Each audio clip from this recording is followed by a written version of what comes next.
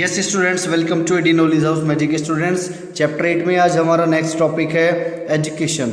Education is a essential element of human resource development. Education सबसे ज़रूरी तत्व है, सोर्स है ह्यूमन रिसोर्स डेवलपमेंट का, या यूँ कहे ह्यूमन कैपिटल फॉर्मेशन का। एजुकेशन सबसे ज़्यादा ज़रूरी है ह्यूमन कैपिटल फॉर्मेशन के लिए।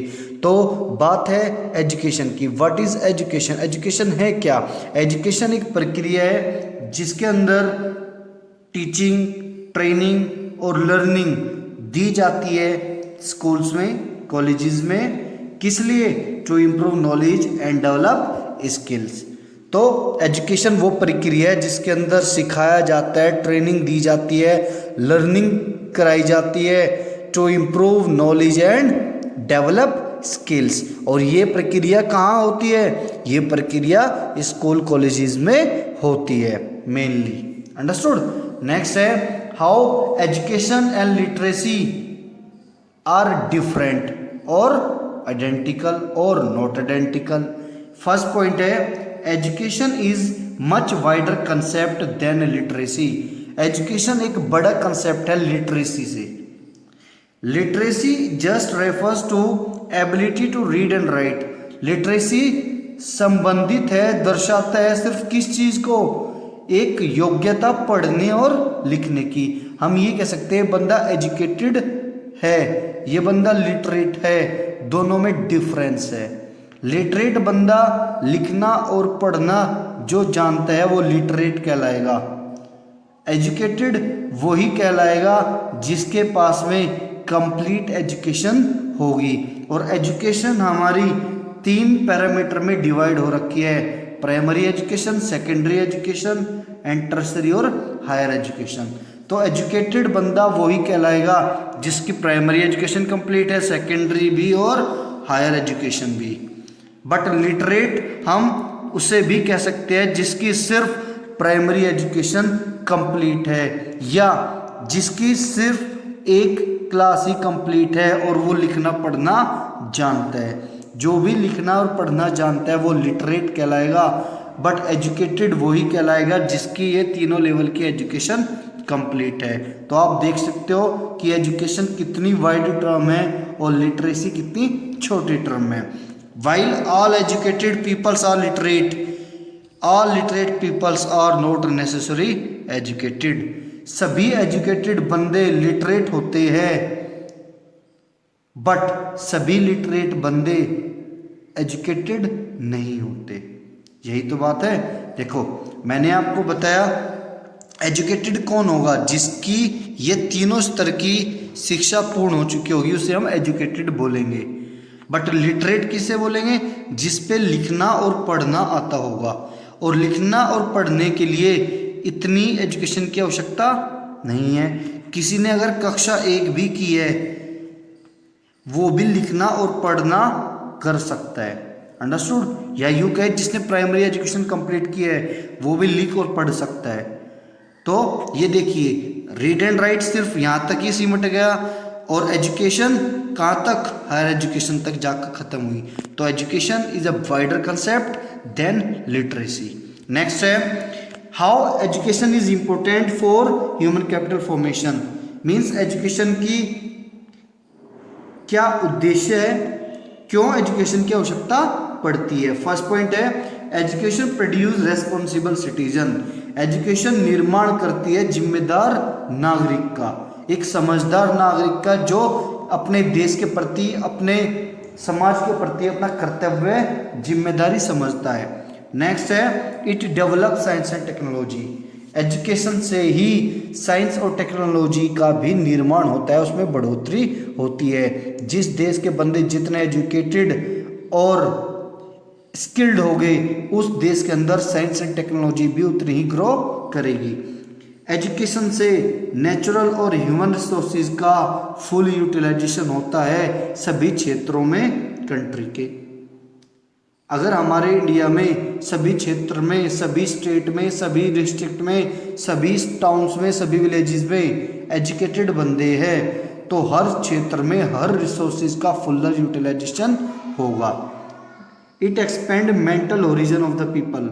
एजुकेटेड बंदे का मेंटल लेवल ही अलग होता है, वो अपर लेवल की सोचता है। It help economic development, education से हमारा आर्थिक विकास भी होता है, हमारी ग्रोथ एंड डेवलपमेंट भी होती है। कैसे? जिस देश में जितने ज़्यादा एजुकेटेड बंदे होंगे वहाँ का जो जीडीपी है वो उतना ही ज़्यादा होगा। नेक्स्ट है, it promote cultural standard of the citizen, जिस देश में जितने एजुकेटेड बंदे होंगे या जहाँ ज़्यादा एजुकेशन अच्छी होगी उस देश का नागरिक उतना ही ज़्यादा कल्चर्ड होगा, स्टैंडर्डाइज्ड होगा। It develop human personality, as you know educated बंदे की पर्सनैलिटी ही अलग दिखती है, वो वेल डेवलप्ड पर्सनैलिटी वाला होता है। और अनएजुकेटेड की पर्सनैलिटी क्या होती है? बिल्कुल डल होती है। तो as you know to develop the human personality education is must. Next है, need for government intervention in education and health, education और हेल्थ में क्यों गवर्नमेंट को हस्तक्षेप करना पड़ा या क्यों गवर्नमेंट का हस्तक्षेप की आवश्यकता है एजुकेशन और हेल्थ में। फर्स्ट पॉइंट है, एजुकेशन और हेल्थ में बहुत ही ह्यूज इन्वेस्टमेंट की आवश्यकता पड़ती है। मींस एजुकेशन और हेल्थ ऐसा सेक्टर है जिसके अंदर बहुत बड़ी रकम इन्वेस्ट करनी पड़ती है पूरी इंडिया के पीपल्स को, सिटीजन्स को एजुकेशन और अच्छी हेल्थ प्रोवाइड करने के लिए। इतना बड़ा फंड सिर्फ गवर्नमेंट ही इन्वेस्ट कर सकती है। Next, it is difficult to expect private investor to invest in health and education unless they are allowed to recover their huge cost through high price of the service. कोई भी private बंदा health और education में invest नहीं कर सकता इस उद्देश्य से कि उसे प्रॉफिट अर्न ना करा जाए। मीन्स फ्री सर्विस वो नहीं दे सकता कोई भी प्राइवेट इन्वेस्टर। बट गवर्नमेंट ही एक ऐसा संस्था है, गवर्नमेंट ही एक ऐसी डिपार्टमेंट है जो फ्री हेल्थ एंड एजुकेशन देती है किसको? पब्लिक को। अगर चार्ज भी करती है तो मिनिमम चार्ज करती है। मीन्स गवर्नमेंट वर्क करती है सोशल वेलफेयर के लिए, नॉट अर्निंग द प्रॉफिट। और कोई भी प्राइवेट बंदा अगर इन्वेस्ट करेगा एजुकेशन और हेल्थ में तो इन्वेस्ट करेगा किस मोटिव से? To earn maximum profit, not for social welfare. Next है, people in a poor country like ours can not afford high price for the health and education. अगर जैसे हमारा इंडिया एक गरीब और डेवलपिंग कंट्री है, यहाँ पर कोई भी प्राइवेट संस्था के द्वारा दी जाने वाली हेल्थ और एजुकेशन सर्विस अफोर्ड नहीं कर पाएगा, इसलिए गवर्नमेंट की आवश्यकता पड़ती है, गवर्नमेंट को हस्तक्षेप करना पड़ता है और गवर्नमेंट ये जिम्मेदारी लेती है कि हम आपको free education and health provide करेंगे एक बैकवर्ड एरिया में या एक लेवल ऑफ एजुकेशन तक, और अगर चार्ज भी करेंगे एजुकेशन और हेल्थ का तो बहुत ही कम करेंगे सो दैट हर इंडियंस उसको अफोर्ड कर सके। नेक्स्ट है, एजुकेशन सेक्टर इन इंडिया। हमारा जो इंडिया का एजुकेशन सेक्टर है वो मेजरली 3 पार्ट्स में और लेवल्स में डिवाइड हो रखा है। फर्स्ट है एलिमेंट्री एजुकेशन, सेकंड है सेकेंडरी एजुकेशन एंड थर्ड है हायर एजुकेशन।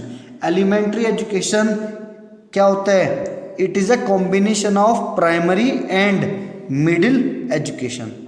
जो प्राइमरी और मिडिल एजुकेशन है, मिडिल स्कूल है, उनके कॉम्बिनेशन को हम क्या बोलते हैं? एलिमेंट्री एजुकेशन बोलते हैं। तो एलिमेंट्री एजुकेशन के अंदर 1 से लेकर 8th क्लास तक की पढ़ाई होती है। जो बच्चे क्लास 1 से क्लास 8 तक का पढ़ाई करते हैं वो किसके अंदर आते हैं? एलिमेंट्री एजुकेशन के अंदर आते हैं। और इनकी जो एज होती है वो होती है 6 से 14 वर्ष। अंडरस्टूड?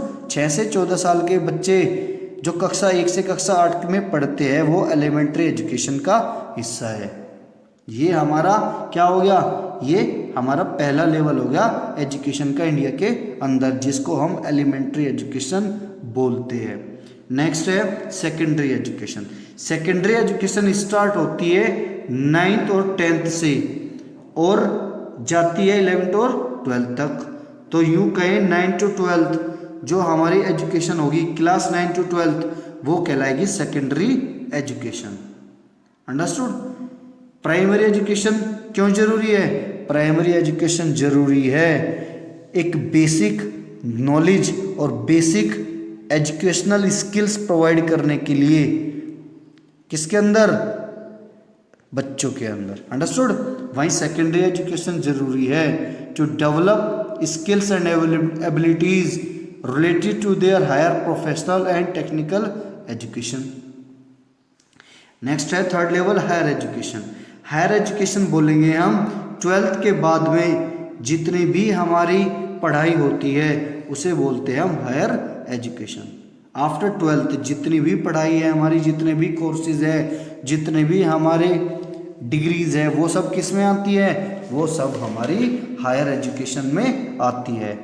हायर एजुकेशन में हमारी 799 यूनिवर्सिटीज़ फिलहाल हायर एजुकेशन प्रोवाइड कर रही है इंडिया के अंदर। इस बारे में बच्चों हम आपसे अपनी नेक्स्ट वीडियो में डिस्कस करेंगे कि कैसे हमारे इंडिया में एजुकेशन सेक्टर ने ग्रो किया, किस लेवल पे कितना ग्रो किया, डिटेल में अगली वीडियो में बात करेंगे। आज मेरा उद्देश्य इस वीडियो में आपको बताने का सिर्फ ये था कि जो इंडिया का एजुकेशन सिस्टम है वो 3 पार्ट्स में डिवाइड है, elementary, secondary and higher education.